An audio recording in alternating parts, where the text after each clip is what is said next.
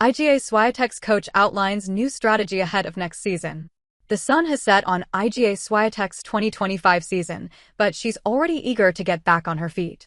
This year, the Pole lifted titles in Wimbledon, Cincinnati, and Seoul, finishing the season as world number 2. In her words, it was a tricky season, but at the end, I can say a good one.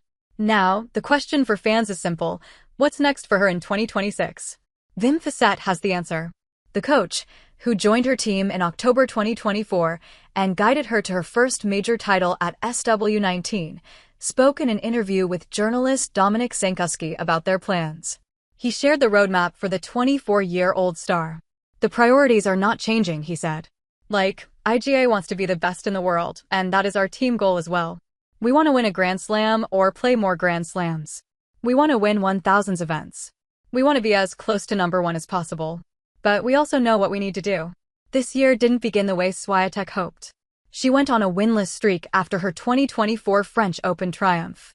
For months, there were no finals in sight until Bad Homburg. She fell to Madison Keys in the Australian Open semi-finals and lost again in Paris to Aryna Sabalenka, also in the semis. But her Wimbledon victory turned everything around. From that moment, her confidence soared, and she climbed back to reclaim her number 2 spot. It was a learning curve, as her coach put it. Iga is young. She needs to step by step become a better player and add things to her game. Even though she was knocked out of the WTA finals in the group stage just 2 weeks ago, there's no gloom in Team Swiatek's camp. They already know how to come back stronger. How?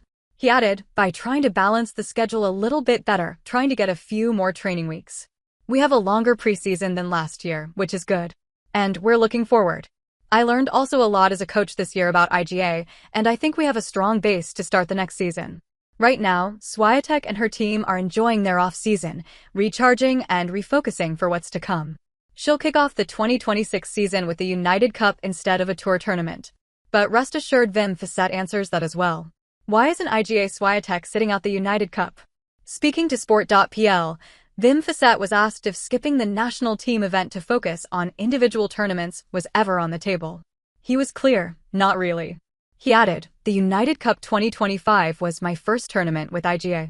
I also accompanied her at the WTA Finals 2024, but then I was more observant of what was happening. The United Cup draw was announced this week, with Perth and Sydney hosting round-robin play. 18 teams will battle before the knockout stage in Sydney to crown the champions. As expected, Swiatek is on the Polish roster, joined by Katarzyna Kawa, Katarzyna Piter, Hubert Hurkacz, Daniel Michalski, and Jan Zielinski. Fissette pointed out how the event brings something special out in Iga.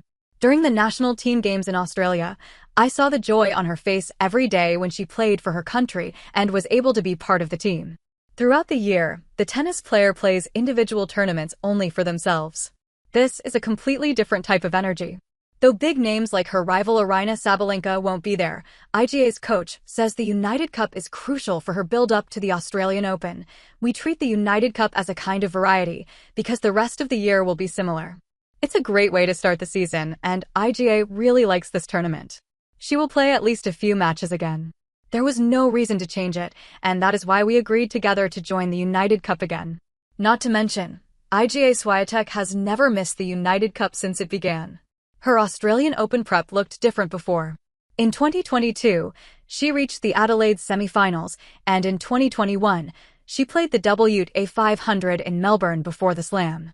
Last year, Swiatek took Poland to the United Cup final, where she lost to Coco Gauff 6-4, 6-4. How far will she go this year with the team? Will it help her kick off her Australian Open campaign successfully and bag her first AO title there?